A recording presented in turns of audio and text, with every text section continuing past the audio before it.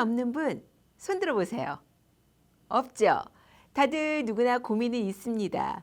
이렇게 얘기하고 있는 저도요, 고민이 있습니다. 그것도 수만 가지의 고민이 있어요. 고민은요, 남녀노소 그리고 지위에 상관없이 고민을 달고 삽니다. 하다못해 오늘 점심은 뭘 먹을까?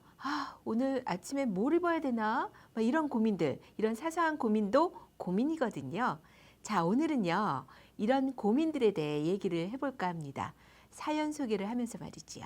자, 오늘 그럼 첫 번째 사연 소개를 해보도록 할게요.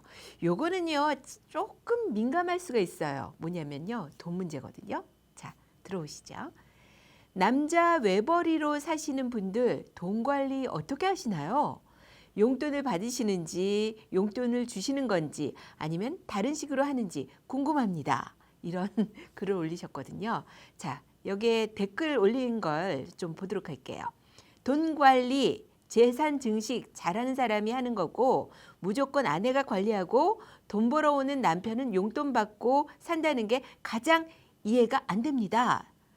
이런 글을 올리신 분이 있고요. 또 두 번째 댓글은요. 전 여자인데요. 큰돈 전세금이나 목돈은 남편이 관리하고 그리고 한 달에 100만 원씩 받아서 제가 공과금, 보험, 생활비 전부 사용하고 관리합니다. 이렇게 쓰신 분이 계십니다. 또 세 번째는요. 저는 와이프가 관리합니다. 제 용돈 10,000원도 못 받고요. 근데 이상한 건 뭐 사주는 것도 없는데 매달 생활비는 항상 빵꾸가 난다고 합니다. 어떻습니까, 여러분? 여러분은 누가 돈 관리를 하시나요? 저도 돈 관리는요, 잘하는 사람이 하는 게 맞다고 봐요. 뭐 아내라고 해서 돈 관리 잘하는 거 아니고요. 또 남편이라고 해서 관리 잘하는 거 아니더라고요. 근데 댓글에 이렇게 말씀하신 분 계시죠? 저는 와이프가 관리를 합니다. 제 용돈 10,000원도 못 받고요. 근데 이상한 건 뭐 사주는 것도 없는데 매달 생활비는 항상 빵꾸가 납니다. 이렇게 말씀하신 분들 공감합니다. 저희 집도 그나마 남편보다 제가 관리하는 것이 나아서 제가 관리를 하는데 이상하게 매달 돈이 새요. 아마 많은 분들이 공감하실 거예요. 돈이 착착착착 쌓이는 게 아니라 매달 돈이 어디든가 진짜 새더라고요. 빵꾸가 나더라고요. 이분처럼 뭘 사는 것도 아닌데 매달 돈이 모자라더라고요.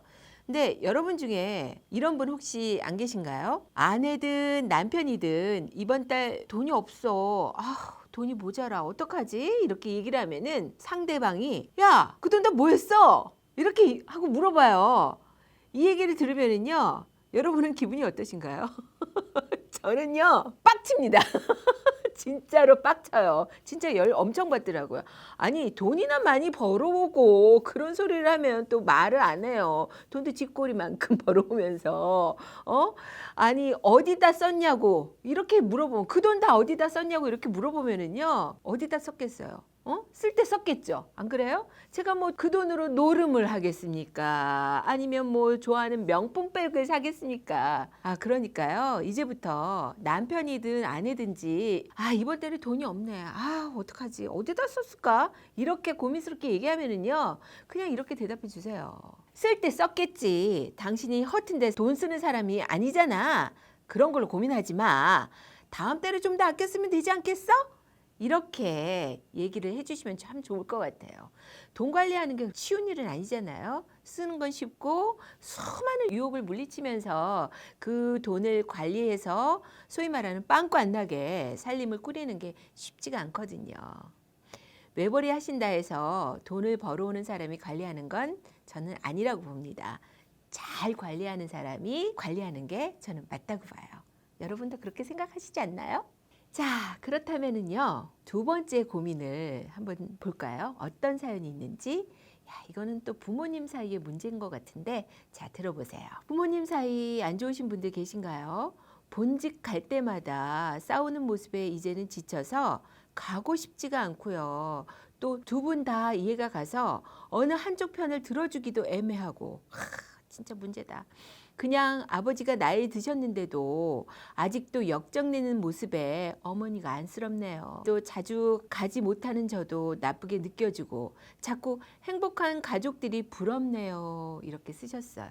이 댓글을 한번 보도록 할게요. 어떤 댓글이 올렸는지 한번 보도록 할게요. 첫 번째 댓글입니다. 부모님 사이가 안 좋은 건 서로 양보하지 않기 때문입니다. 내가 그동안 당하고 산 게 얼만데 하고 독이 오른 거고 과거 일로 사람 참 너무하네 하면서 서로의 입장을 제대로 이해하지 않고 넘어가니 문제가 터지는 거예요. 자녀분이 중재한다고 풀릴 한이면 이 지경까지 안 옵니다. 중재보다는 객관적으로 부모님들의 문제점을 파악하고 부부 상담 받으시는 거 추천드릴 수 있을 듯 합니다.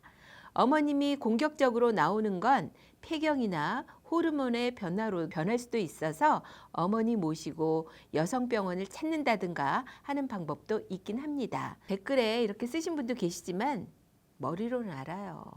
그래, 서로 양보해야지. 그리고 이해하면서 살면 되는데 그게 안 되잖아요. 머리는 되는데 이 가슴이 안 돼요. 이건 뭐 부모님뿐만 아니라 우리도 역시요. 살다 보면 이해하고 그냥 넘어가 줄 만한 일들도 자꾸 꼬투리를 잡게 되고요. 잔소리를 하게 되고 그러다가 싸움으로 번지더라고요. 주변에 이렇게 좀 돌아보면은요. 부모님들 사이가 안 좋으신 분들 정말 많습니다. 오히려 사이가 좋으신 분들 찾기가 조금 더 드물어 보이지 않나요? 저는 그렇게 보이던데. 근데요, 진짜 이럴 경우에 자식 입장에서는 정말 곤혹스럽죠. 누구의 편을 들 수도 없는 입장이고요. 근데 어쩌겠어요. 내 부모님이니까. 자식 입장에서는 계속해서 중재를 해야 되겠죠. 그리고 마음고생 많으신 어머님에게 만난 것도 좀 많이 사드리고요. 또 용돈도 좀 두둑히 주시고요. 그렇게 해서라도 어머님 마음을 좀 풀어주시면 좋을 것 같아요. 자, 그러면 세 번째 고민이 있다고 하시는 이분의 이야기를 좀 들어볼 텐데요. 이분은 허언증 지인으로 인해서 고민이 있대요. 허언증, 어떤 허언증이 있는지 한번 볼까요? 제가 사회생활하면서 알게 된 지인이 있습니다. 알고 지낸 지는 1년 조금 넘었고요. 나이는 30대입니다. 나이도 저랑 동갑에 서글서글한 성격이라 금방 친해졌습니다. 어느 날 이 친구가 자기가 활동하는 커뮤니티를 말해주면서 이 동네 커뮤니티에서 나름 자기가 유명하다면서 너스레를 떨더라고요. 사실 그런가 보다 하고 별 관심 없었는데 아무튼 그 얘기를 듣고 그 친구 행동을 보니까 틈만 나면 사진 찍어서 올리고 대화 중간중간에도 폰을 계속 만지길래 뭐하냐 물어보면 커뮤질. 서로 말장난 중에 네 말이 맞니 내 말이 맞니 하다가 그럼 네가 활동하는 커뮤에 들어가서 물어봐라 하면서 자연스럽게 그 친구가 올린 글을 보게 되었습니다. 하루 평균 10개 이상의 글을 올리다 보니 알아보는 사람도 많길래 와, 이놈은 여기서 완전 인싸네 하면서 글 내역들을 쭉 보는데 이상한 점을 발견하게 되었습니다. 이 커뮤에서요. 자기가 직원 10명 이상 거느린 사업체 사장에 현실은 매장 직원이거든요. 와, 진짜 뻥이다. 그리고 차량은 BM에서 최근 벤츠로 변경, 현실은 뚜벅이에요. 취미로 골프를 즐기는데 시국이 이래서 사업체도 망하게 생기고 골프도 못 치고 이러면서 다른 사장님들이랑 공감대 형성하면서 서로 으쌰으쌰 하고 앉아있고 더욱 소름 돋는 거는요. 직원들이랑 주고받는 문자 내용 이러면서 주작으로 문자한 걸 캡처해서 올렸는데 상황을 아는 저는 그냥 벙쪘어요. 저 사실 커뮤니티에서 뭐만 하면 인증하라고 하는 사람들 좀 이해 안 됐거든요. 아무튼 이 친구는 제가 자기가 올린 글들을 본 건 모르고 있고요. 알면 서로 너무 민망해질 듯해요. 저 사실을 알고 난 이후로 사람이 달라 보이고 저한테 하는 말들도 걸러듣게 되네요. 이 관계를 어떻게 유지해야 될까요? 그런데 돈을 잘 안 쓰는 저한테 자주 얻어먹습니다. 관계를 어떻게 유지를 해야 되냐 이런 고민이 있으시네요. 자, 댓글 보도록 할게요. 첫 번째 댓글이에요. 뭐 적당히 걸러서 들으면 되지 않을까요? 허언증이 너무 심해서 님한테 피해가 간다거나 이용을 한다거나 하면 얘기가 좀 달라질 테지만 성격이 잘 맞고 나쁘지 않은 성격이라면 굳이 이런 걸로 갈라설 이유는 없다고 봅니다. 이렇게 쓰셨고요. 두 번째 댓글은 살다 보면 의외로 허언증 하는 사람들 많이 있는 것 같습니다.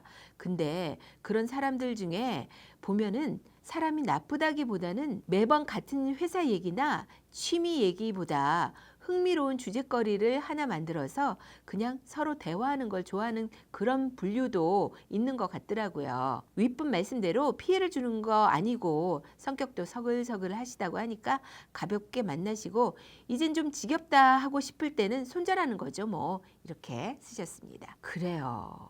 의외로 주위에 허언증을 갖고 계신 분들 많더라고요. 특히나 안 보이는 그 온라인상에서는 더욱더 그렇더라고요. 그래서 정말 진짜 인증해봐라 막 이런 얘기들 많이 하잖아요. 저는 이런 일로 관계를 끊는 건 아니라고 생각해요. 본인에게 뭐 진짜 피해를 주는 거 아닌 이상 적당한 거리 두고 잘 지내시면 좋을 것 같지 않나요? 허언증을 갖고 계신 분들 보면은요, 본인의 컴플렉스를 감추기 위해서 더욱 그렇게 부풀려서 얘기하시는 분들이 많더라고요. 저 같으면 그냥 뭐 적당히 맞장구 쳐주면서 거기다가 뭐 피해주는 거 아니니까 또 성격도 뭐 서글서글 하시다고 하니까 가볍게 만나면 좋지 않을까요? 마지막 사연을 좀 들어보도록 할게요. 이번 고민은 어떤 고민인지 한번 보세요. 자주 잔소리하는 상사 때문에 고민을 올리셨어요. 자, 이분의 사연 들어보겠습니다. 2년차 사원인데요. 매번 회식 때마다 50대 아재한테 추측성 잔소리를 듣고 삽니다. 이건 술 취해서 그런 게 아니라 멀쩡한 정신 상태에서 알려드리는 겁니다. 저는 조용히 듣기만 하는데 한두 번 들으면 모르겠는데 계속 하니까 진짜 개짜증 나더라고요. 자, 첫 번째는 이런 거예요. 차 사라. 저 현재 모은 돈 5천이 넘습니다만은 제가 차 살 돈 없다고 착각하는 것 같습니다. 서울 살고 대중교통 이용합니다. 그리고 주말에는 집에서 게임하는 집돌이고요. 차가 있어도 쓸 일이 거의 없을 듯합니다. 자, 두 번째는요. 캠핑, 낚시 같은 취미를 가져라 이렇게 잔소리해요. 그거 돈 많이 깨지지 이러면서 제가 돈이 없는 줄 알고 무시합니다. 제가 해본 적 없다는 전제 깔고 들어갑니다. 제가 돈이 없다기보단 제 성향상 다른 취미에 관심 자체를 안 두고 있습니다. 죄송하지만 게임도 덕질하는데 한 달에 50 정도 깨집니다. 어이구, 게임에는 많이 쓰네요. 가차를 할 수 있고 게임을 모을 수도 있습니다. 굿즈, 피규어를 살 수도 있고요. 무슨 님 아들처럼 롤 같은 무료 게임이나 하는 줄 아십니까?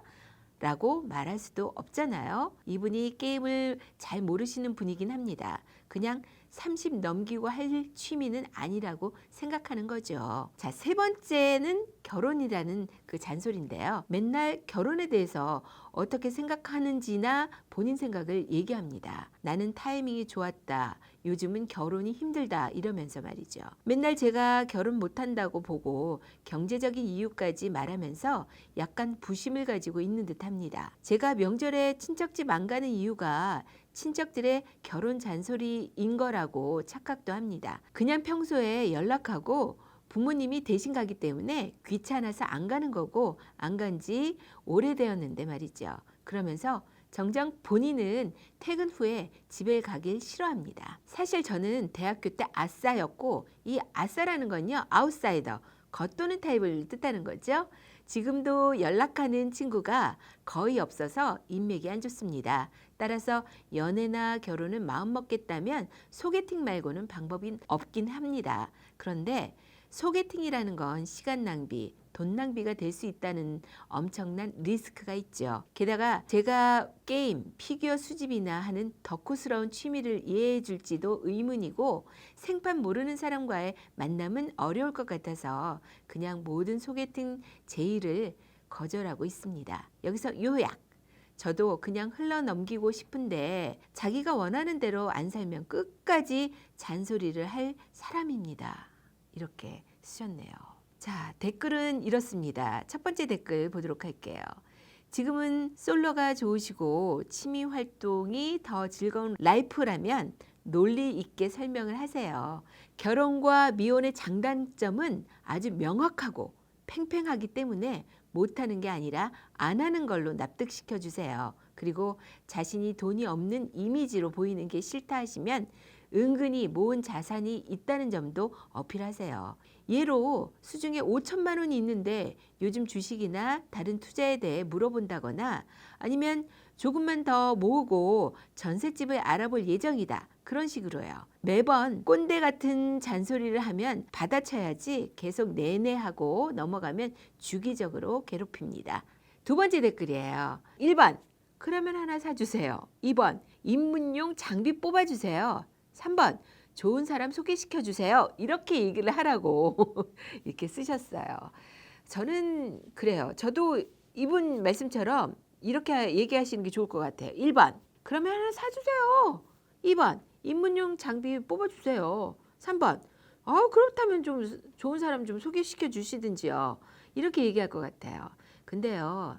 나이 든 사람 얘기 들어서 손해보지는 않아요. 하지만 좋은 소리도 여러 번 들으면 짜증이 나긴 하죠. 그러니까 나이 드신 분들이 잔소리를 하시면은요. 이렇게 댓글 다시는 것처럼 그 잔소리 안 하게 대답을 해주시면 어떨까요? 그리고 명확하게 자신의 처지를 좀 설명을 해주시고 명확하게 설명을 해주시면 좋을 것 같아요. 그리고 나이 든 상사님 나이가 들수록요. 입은 닫고 지갑은 열라고 했어요. 잔소리 그만하시고요. 후배들에게 맛난 거 사주면서 다독거려 주세요. 요즘 젊은이들이요. 잔소리 듣는 거 정말 속된 말로요. 개짜증 납니다.